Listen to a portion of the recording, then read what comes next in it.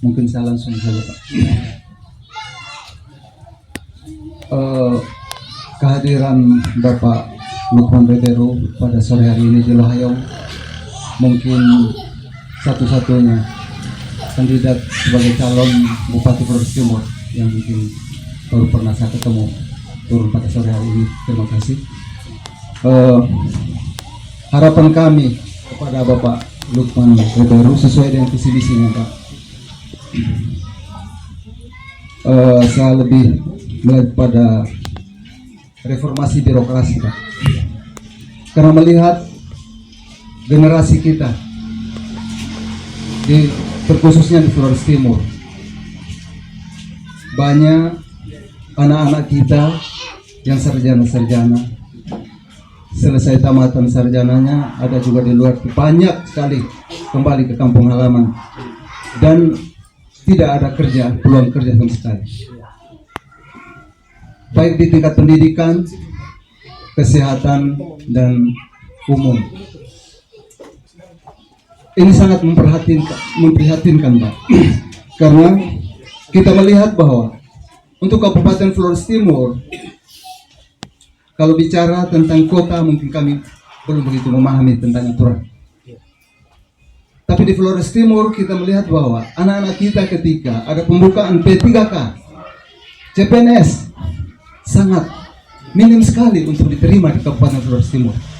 Bahkan saya melihat bahwa sampai anak Flores Timur ber-KTP Flores Timur yang bisa dapat keluar tes di ND, Kabupaten ND, Kabupaten Alor, Kabupaten Lembata, bahkan mereka bisa dapat diterima di sana. Sedangkan anak-anak Flores Timur sendiri yang lahir di Tanah Lamholot sangat sulit. Ini menjadi sebab atau alasan apa? Mungkin harapan kedepannya reformasi birokrasi Flores Timur ini mungkin bisa dapat dipikirkan. Saya merasa bahwa kita sangat memalukan Pak sebagai anak Flores Timur. Mohon maaf Pak, saya tamatan SMA PGRI Larantuka, swasta ya, PGRI Larantuka. SMA PGRI sendiri juga sampai hari ini belum di negeri. Kita melihat bahwa umur SMA PGRI di Larantuka itu sudah sangat luar biasa. Saya tamatan 8587. Jadi harapan saya ke depan Bapak, termasuk di tingkat pendidikan itu, karena baik swasta maupun negeri, mereka itu juga punya hak. Karena di pendidikan itu mereka menghasilkan guru-guru, para sarjana juga. Jadi kita melihat bahwa aturan ini masih sangat belum begitu memperhatikan untuk swasta. Jadi harapan supaya swasta itu juga bisa diperhatikan. Sekurang-kurangnya di tingkat Kabupaten Flores Timur itu Pak, tolong diperhatikan di sekolah-sekolah swasta, baik daripada TK sampai di tingkat SMA. Juga di birokrasi di bagian di bidang di pemerintahan ini, seperti Bapak bicarakan tadi bahwa sarjana-sarjana ini ditempatkan tidak sesuai dengan profesi. Ini kita melihat sangat luar biasa.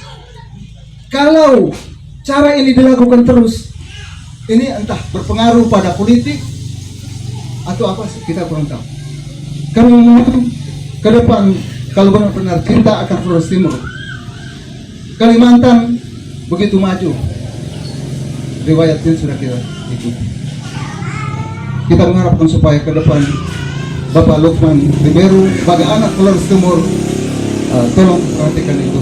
Jadi reformasi birokrasi disesuaikan, ditempatkan sesuai dengan profesi. Kita hanya melihat yang baiknya itu hanya di tingkat pendidikan dan kesehatan saja, tapi di umum yang lain itu tidak sesuai. Sarjana hukum diberikan di nelayan itu tidak bisa. Begitu pula pertanian dimasukkan di kantor kejaksaan juga tidak bisa. Mau buat apa? Jadi kami bicara hanya sekadar Bapak hadir kami di sana. Tapi kalau di luar sana kami bermain medsos itu hanya itu saja. Apalagi batas aturan, nanti Bapak hadir di penjara kalau terlalu komentar dengan pemerintah. Jadi mungkin hanya itu saja Pak. saya minta Pak Lukman kalau memang terpilih, mohon dibuatkan informasi lowongan kerja bagi anak-anak muda di Flores Timur, di luar sana, di Samarinda atau di mana, karena banyak anak muda Flotim yang ke Samarinda cari pekerjaan di sana dengan nol informasi.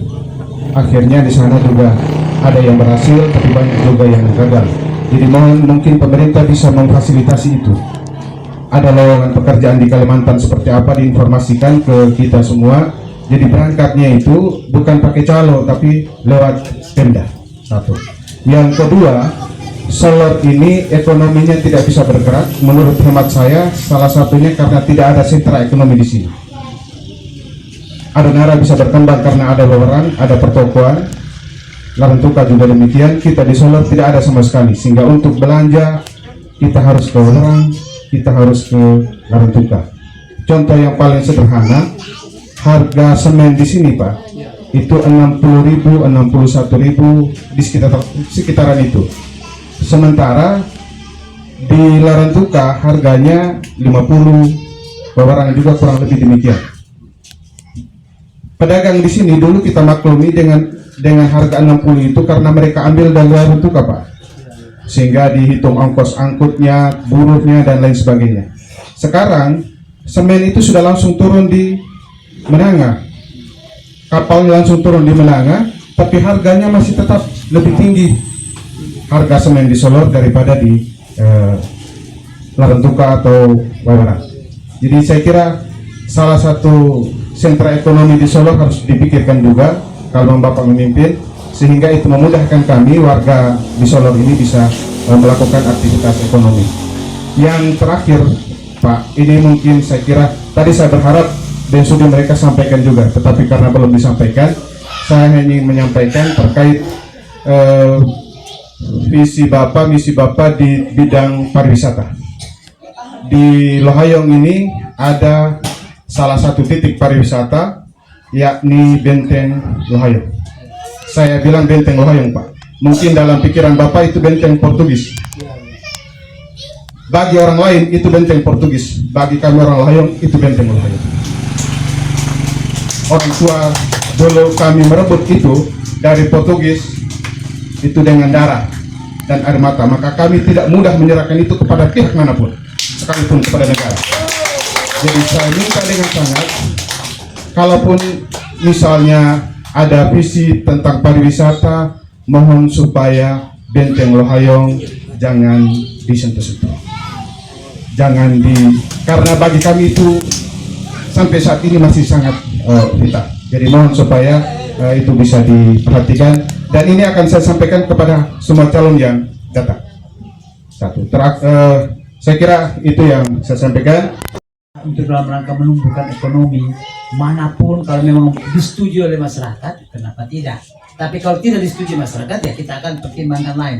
Sebab saya dulu pernah ke Yerusalem dari Mesir, tadi saya katakan ke Israel. Itu saya masuk di satu gereja kenaikan Yesus Kristus atau Isa Al-Masih. Telapaknya masih ada, tetapi yang menjaga, yang mengurusnya dan lain sebagainya itu saudara kita dari Muslim. Karena mereka dulu kita tahu bersama kan sejarah Turki menduduki bangsa ini Umayyah ya, menduduki itu dan mereka menang, sehingga mereka memiliki gereja. Tapi bisa kerjasama, yang lain semua masuk, tapi kasih semua yang untuk pemilik yang punya itu tanah wilayah di situ yang menjaga saudara kita dari Muslim. Jadi sebenarnya tergantung daripada kita ya kan. Jadi kalau memang kita selalu memikirkan masa yang lalu dan terus, ya sudahlah. Tapi kalau belum satu saat kita tidak tahu ya. Tapi yang intinya saya ingin nanti bahwa benda-benda purbakala, sebab saya ingin ada nanti museum. Kita di Flores Timur ini belum ada museum. Sebab saya datang ini kan untuk kita membuat perbaikan, untuk saudara tetap dijaga, ya kan. Jadi kalau untuk misalnya saudara-saudara kita Lohayong belum mau ya kan, misalnya bahwa benteng itu bisa dibuka misalnya dan bisa dilihat sejarah apa saja yang ada di sana. Terima kasih, sehingga ini menjadi masukan untuk saya ya. Baik, terima kasih.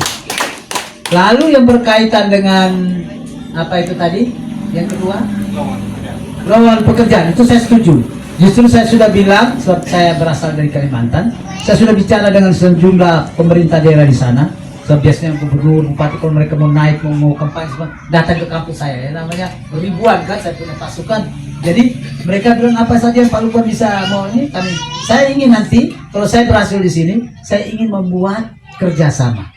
Sehingga itulah tadi, kalau mereka misalnya di sana memerlukan tenaga-tenaga, misalnya di perkebunan sawit dan sebagainya, melalui G2G, pemerintah ke pemerintah, maka kita ikat dengan perjanjian. Jadi itu saya setuju, itu masuk di akal saya bahwa kita mempermudah untuk mereka yang mau merantau, yang mau. Tapi ingat, bukan asal merantau tidak punya keterampilan, tidak punya paspor. Maka tadi yang saya bilang, saya ingin ada BLK, saya ingin nanti ada juga pelayanan paspor di Flores Timur, untuk bukan di situ. Lalu tadi tingkat ada sentra gitu. Saya setuju itu. Bahkan saya melihat nanti, karena tadi saya ungkapkan di otak itu masih kosong dan sebagainya, itu kaitan dengan sentra pertanian. Tapi nanti pembangunan untuk masalah itu, ya kita akan melihat apakah di Tambang, apakah di Pamekayan dekat ataupun di Menangan. Ya memang saya heran, saya setuju. Mereka mengeluh dan saya, Pak, kita di sini ada kapal tol, ya kan? Betul. Tetapi harganya kok masih lebih mahal dari Maumere dan lain sebagainya. Sehingga saya bilang, mereka bilang ini bagaimana Pak? Mereka bilang pemerintah, saya bilang itu kita punya hak pemerintah, bupati punya, yaitu menetapkan harga tertinggi dan harga terendah. Dan ini yang tidak dilakukan. Sehingga saya masuk di satu toko di Jalan Tuka Cina itu dengan yang sebenarnya beda harganya Pak. Sehingga saya bilang kita akan penyeragaman. Bahkan saya bilang saya ingin nanti supaya pertumbuhan ekonomi kita baik, laju perputaran. Nggak ada tuh buka toko jam sekian, jam 12 istirahat, jam 4 lagi baru buka. Kita lihat di Kalimantan, di Jawa, tidak ada. Satu kali buka ini jangan-jangan mau menghindari shift, pergantian shift ini, supaya tenaga pekerjaannya murah. Saya bilang nanti kita akan dekati, kita akan atur, ada harga tertinggi, ada harga terendah, dan juga itu tadi, masa dibukanya toko juga nih. Jangan sampai orang mau pergi toko, perlu kita kan masing-masing. Jam kapan kita ini, kita tahu masih istirahat, masih tidur. Jam 4, jam 5 baru dibuka. Sudah kita menjalankan apa yang kita perlu, sambil ini juga terbuka. Dan ini adalah bagus untuk para pekerja yang bekerja, sehingga merekrut banyak orang. Ya Pak, ini sudah susah ini main P3K. Sudah diangkat dari swasta dari P3K, tidak ditempatkan kembali, tapi ditempatkan di negeri. Ini kemarin di Turbian juga mereka kata, saya belum jadi bupati, saya akan pelajari, tapi dulu saya kepala dinas, kami di kelas. Jadi tidak bisa semua guru yang sudah negeri dikembalikan dari swasta ke negeri. Karena anak bangsa yang sama yang kita didik. Maka saya bilang nanti kita buat dengan tokoh masyarakat, tokoh agama, uskup, para ustaz, kita diskusikan. Sebab tidak bisa, sebab sini anak-anak itu kan dididik di swasta itu kan banyak, baik di kelompok Katolik, di kelompok Muslim, lalu semuanya tidak ada guru ataupun gurunya semakin berkurang karena adanya pengangkatan P3K yang tidak dikembalikan kepada sekolah asal. Jadi Bapak ya kita pelajari ya. Saya belum boleh janji, sebab saya belum jadi apa-apa. Maka itu tadi Bapak juga mengusahakan ada masjid yang dibangun. Ya saya mohon kalau bisa saling kita mendukung, ya Pak ya. Jadi saya itu bukan kami pilih beliau, bukan pilih gambar-gambar kui, kami pilih figur yang kami butuhkan. Nah untuk sekali lagi gue sampaikan kepada Pak Lukman. Jadi gue pernah sampaikan juga di Yuli Laskodat ya. Aku yang mepaparkan semua kami rasa bahwa yang sangat kami harapkan. Jadi mepaparkan untuk bukan mantai bela, tapi untuk memberi kemaslahatan untuk seluruh masyarakat Flores Timur. Tapi insya Allah kalau Bapak Lukman berhasil, seperti aku yang mau paparkan Tirolo Lewo tanah lo hayong itu juga ikut dengar Pak. Maka gue sampaikan kepadamu ini merupakan satu kontrak politik. Kalau Bapak lakukan hama dan halah seperti mengkotak tutup ayat, lewo tanah kami juga dengar, orang tua mahangka juga dengar. Gue itu ita keseran itu ita, gue tinggal itu ita, gue kayu, gue mari mu halang nak gue belo mu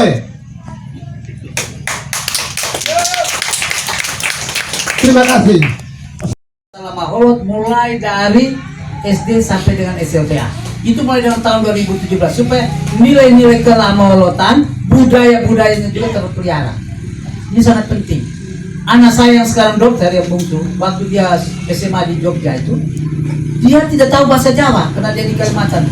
Pulang ke Kalimantan dia bisa bahasa Jawa. Saya bilang kenapa? Kami mendapat pembelajaran bahasa Jawa di sekolah SMA. Jadi dari luar. Jadi wajib nanti orang-orang dari luar manapun yang nanti sekolah di Flores Timur, anak dari manapun, ya wajib nanti. Jadi saya ingin supaya ini tetap hidup. Bahasa Lamolot, bahasa-bahasa lain karena saya orang bahasa, dan bahasa Inggris saya, itu kadang-kadang bisa punah kalau tidak dijaga. Dan ini banyak terjadi di Papua, di Kalimantan juga ada bahasa-bahasa tertentu yang penuturnya sudah mulai hilang sedikit. Maka saya bilang bahasa Lamolot nanti harus kita ajarkan supaya orang Nagi di sana yang tahu bahasa Nagi juga harus anak-anaknya tahu bahasa Lamolot. Dan ini masuk dalam muatan lokal. Baik Bapak, mungkin itu Bapak jadi orang tua, yakinlah kita berdoa karena kita harus lihat dari jejak